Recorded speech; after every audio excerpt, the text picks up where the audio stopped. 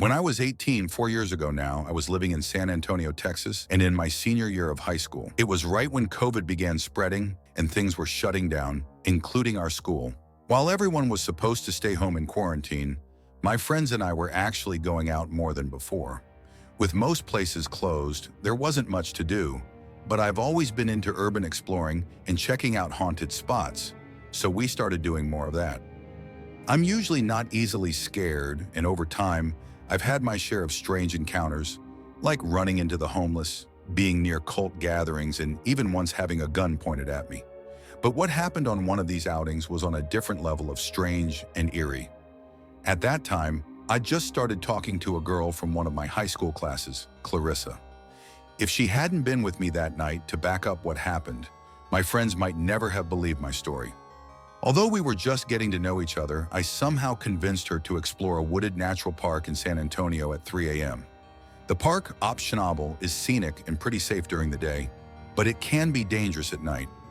It's common for police to patrol the entrances after dark, likely due to past incidents, like a 2016 case where a young woman was brutally murdered there, and a 2021 shooting involving a boy exploring the area. Clarissa and I arrived at the park around 3 a.m. The place was pitch dark, and the trees blocked out most of the moonlight.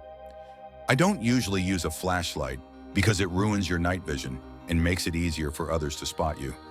So we just kept it off. About 15 to 20 minutes in, we were walking along the main trail.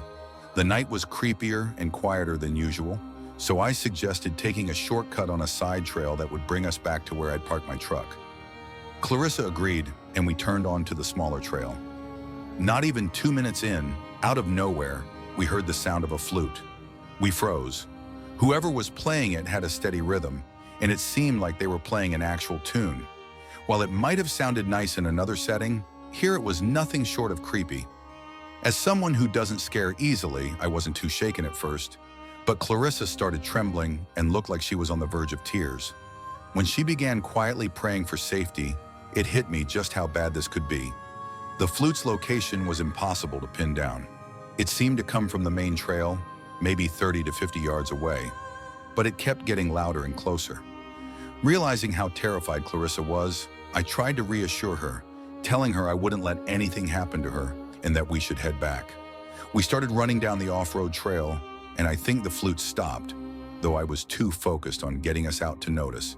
After about 30 feet, something big suddenly dashed across the path in front of us. It could have been a deer or another large animal, but it was strange. There was no shadow, no clear outline. I only heard it the moment it crossed in front of us, and then there was just silence. We bolted back to the main trail, only to hear the flute again, this time louder and almost ringing, like part of some Irish jig or tune. The sound was everywhere, impossible to locate, as if it were surrounding us. Realizing we had no safe path, I suggested we run down the main trail, back to my truck.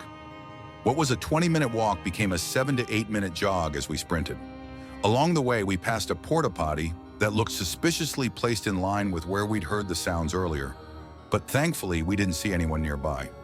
We reached the truck and got out of there as fast as possible. The next day, I shared what happened with my friends and tried to find stories online that could explain the flute, but found nothing. People mentioned ghosts, cults, animals making weird noises, but a haunting flute tune? Nothing like that. Though there are houses a couple of miles away at the edge of the woods, the flute sounded so close, like it was right next to us at times. To this day, I don't know if it was a person, ghost, cult, or something else. I still go exploring in spooky places, but that night remains one of the strangest experiences of my life.